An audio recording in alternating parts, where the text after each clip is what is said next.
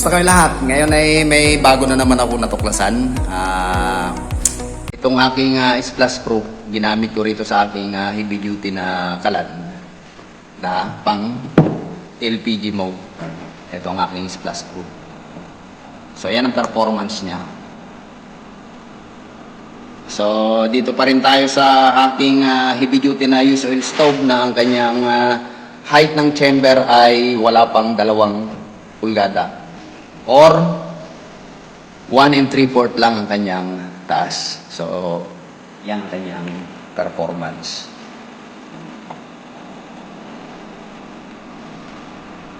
Okay, so yung patak-patak niya, ganun lang.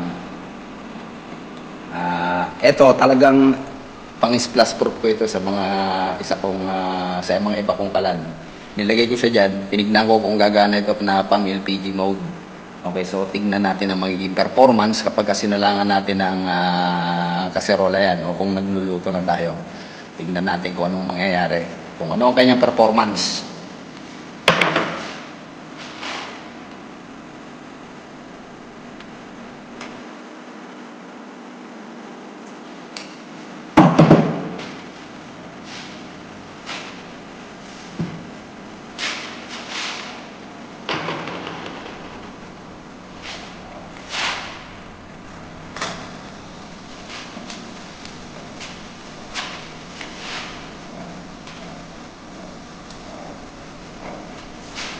Okay, so yan ang naging performance niya. Yung masalangan natin, naging kulay asul ang ating output. Talagang asul na asul siya. Ayan, parang LPG talaga. Okay, so isisentro ko lang yung ating camera. Yung ating kaserola ko.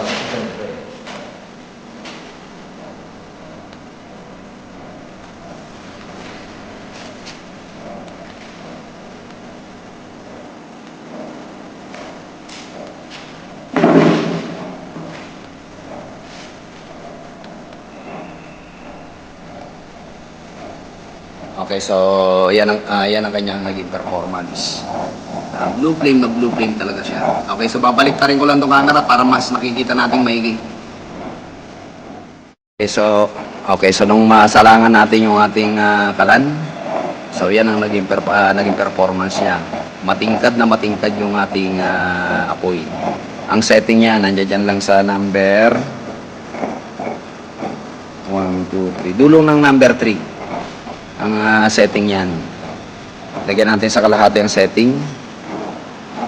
Okay, sa setting na kalahati. Okay, so yan ang kanyang performance. Medyo lumakas na yung ugong.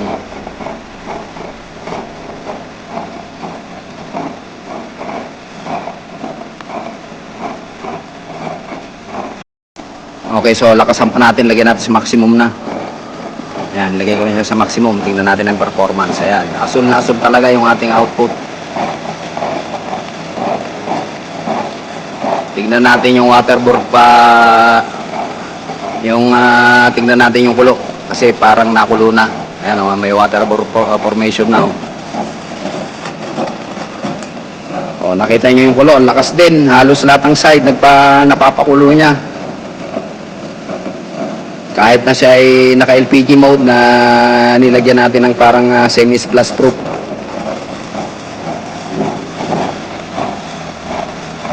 Okay, so ayan, asul na asul talaga yung ating output.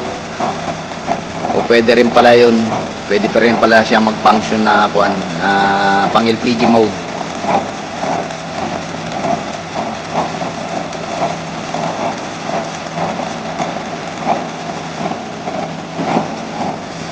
Okay, so may natuklasan na naman ulit tayong bago. Talagang napakatingkad ng kanyang pagkasul. Nagbabibrate yung ating yung ating takip.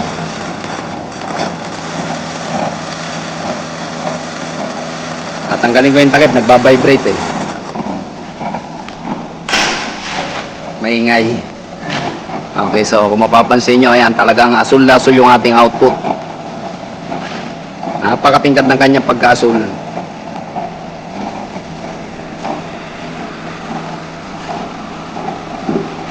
Okay, yung loob niya, yan, oh.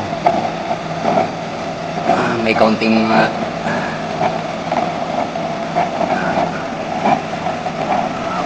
So, yan ang performance ng bago nating natuklasan ngayon.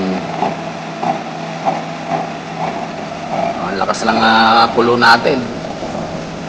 Okay, so babalik rin ko na itong ating camera. At nang makapagpaalam na uli at sana may bago na naman tayong matuklasan uli ngayon. So, yan ang performance yan. Oh, parang LPG talaga.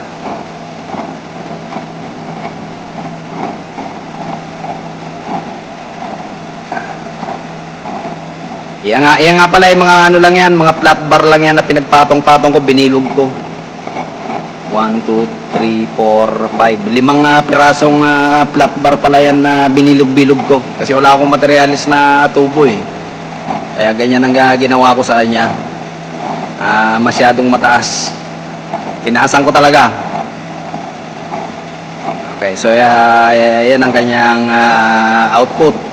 Asul na asul yung bumabay pa yun. Okay, so babalik rin ko na itong ating camera. Okay, so may natuklasan na naman ulit tayong bago.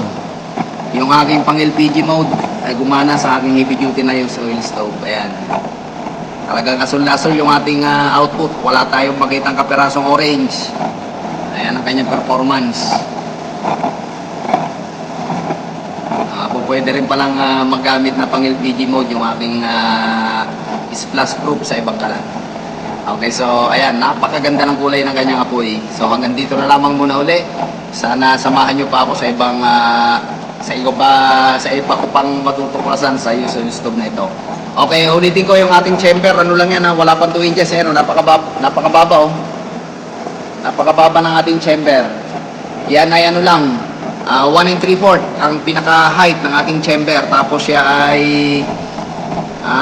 carbon steel pipe na 6 1/2 ang outside diameter. So, nilagyan ko lang ng semi-splash proof. So, ayan, gumana. Naging parang LPG mode siya. Okay, so hanggang dito na lamang muna ulit. Maraming salamat sa napadaan sa aking channel at nag-subscribe. Thank you so much. Until then. Grabe init. Sana may matuklasan na naman ulit bago.